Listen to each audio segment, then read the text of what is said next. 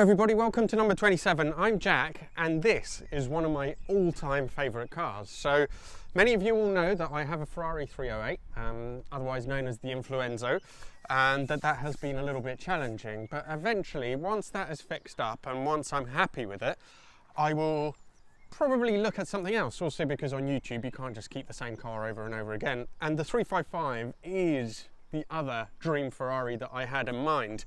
My own personal preferred spec would probably be for a coupe, a manual coupe, but that's not always possible. Now this is a US import, but it is an incredibly clean car, and some of you will recognize it because it is my good friend, well, I haven't met him yet, but we've spoken a lot, Scott Ratarossa's old car that he sold in order to fund the Boxer that he then bought, that fabulous white car. So if by some miracle you haven't already looked at his channel, have a look. I'll put the link in the description. He is amazing, really good. It's incredible what he's doing with his car.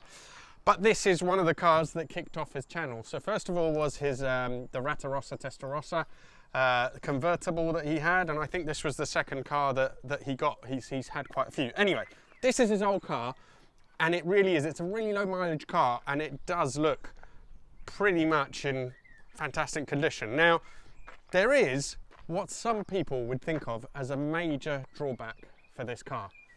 Can you guess what it is?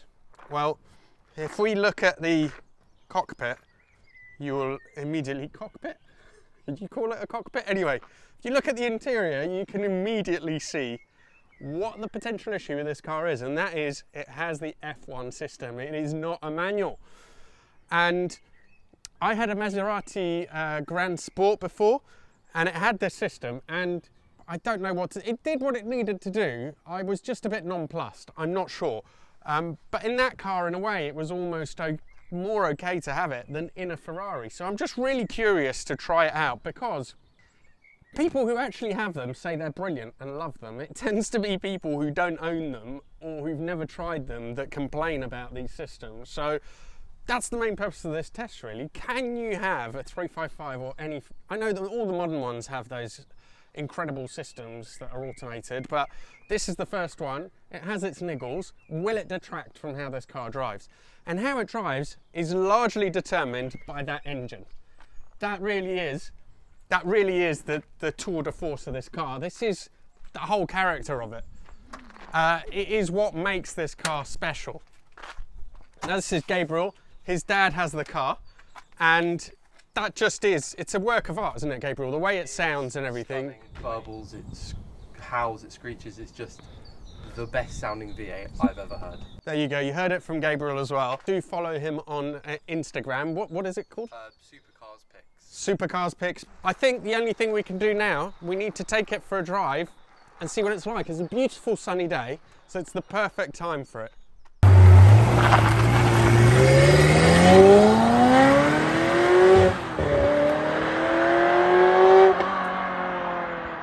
So 355s kind of represented an era change for Ferrari.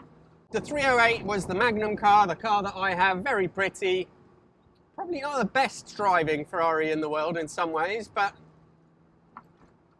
that was succeeded by the 348, and I think the Ferrari were a bit stung because that got a bit of a lukewarm reception. Not just that, but at a similar time, or towards after the 348 was released, Honda came out with the NSX, and that revolutionized everything and forced Ferrari to up their game, and the 355 was the result of that.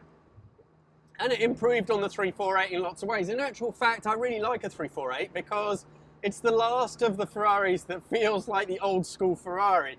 The kind of car that you had to have muscles to drive. The steering is really heavy at slow speeds. The gearbox is clunky, whereas these, even the manual versions of the 355, far more usable, far more drivable. Anyone could get into one of these and drive them, whether they're manual or this F1 system.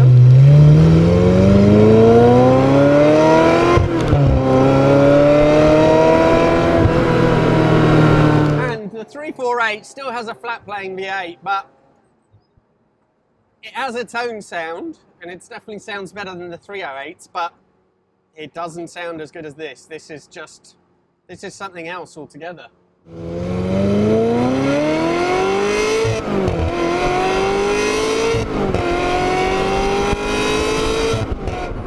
engine, still probably my favourite sounding engine, or one of them, this 355 engine. And having the F1 box in no way diminishes that pleasure, has to be said. It's fairly quick at changing gear, it's not slow. From what I remember from my Grand Sport, that wasn't the issue anyway.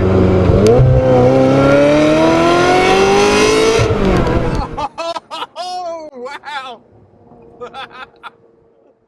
Oh, convertible, you can hear it. I went through that tunnel. Oh.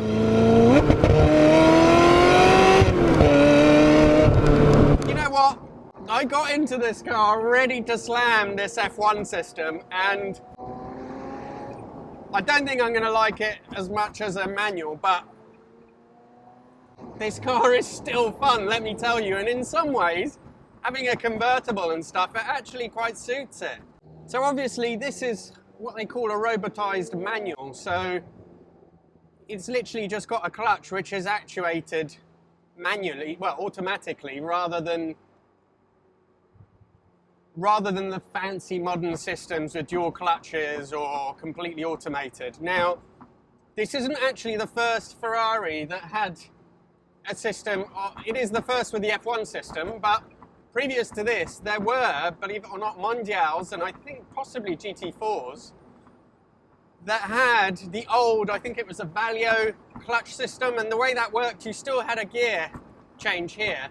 The clutch was automatized, and the moment you touched the gear change, there was a little sensor, and essentially it would bring in the clutch, and then you could change gear. It's the same system that the 911 also had. I think they called it a Sportomatic in a 911. So this has just 22,000 miles, this 355, and it is really in nice condition. All the buttons are good. They don't have, I don't know if he's already worked on them, maybe Scott, but they don't have that gloopy sort of gunk that most of these seem to have on them. It's really good nick, this car. Feels solid, doesn't rattle.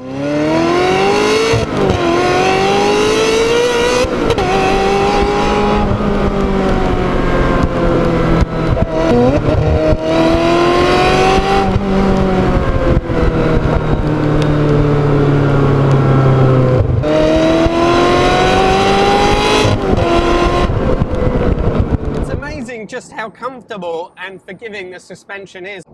It's honestly, it's so comfortable. The only thing you notice maybe is a bit of limited suspension travel. Now, I had put it in sport. I'll just switch it off because I know that sport actually firms up the dampers, and it's even better. You know, for a really bumpy country road like this, in a sports car, an old sports car, to ride like this, it's really exceptional, and it steers and turns really well too. It's a brilliant car, it really is. I'm really putting it back in sport, but I'm really surprised just how good this little 355 is.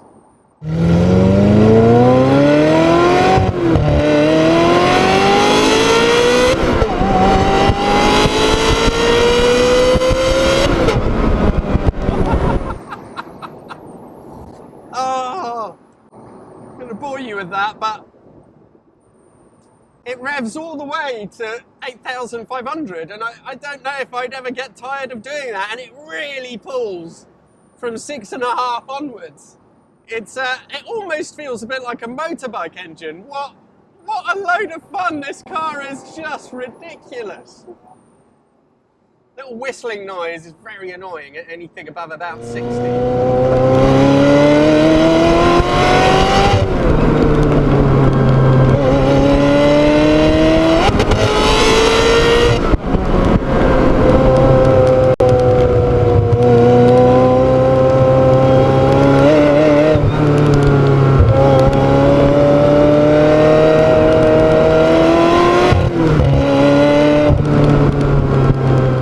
I've just realised, how clever am I? The whistling noise that's been really annoying me, it's from my camera at the front of the car. Genius. One thing about the F1 system is this. So, I've arrived, well I haven't arrived, but I want to do a 3-point turn, so pick it up, put that little stick there, it goes into reverse, so it's not too bad. But goes into reverse, then you need to pull both levers. Ooh, get the wipers going, then pull that to get it into first. So doing 3-point turns is a bit of a faff, I will admit. But apart from that, it's really not that bad. And at slower speeds, it's a little bit jerky, but it really isn't bad. It isn't. Okay, so the title of this video is "This 355 has a problem," but in actual fact, I don't think it does. The F1 system isn't as good as a manual gear change. It isn't. It's still a lot of fun. It really is. So, yes, if I could pick, I would pick the manual. With the Ferrari, you kind of have to. And occasionally, my hand goes down here, and I sort of find myself trying to change gear. But in any event, it's great. It's on a day like this, this is such a great little car to tour around in. And I do love 355s. I love the way that engine sounds. It's just great. So, yeah. So for me, the F1 system, well, yes, preferable to have a manual, but it wouldn't be a deal breaker on a car like this. Thank you very much for watching, and look forward to seeing you for the next video.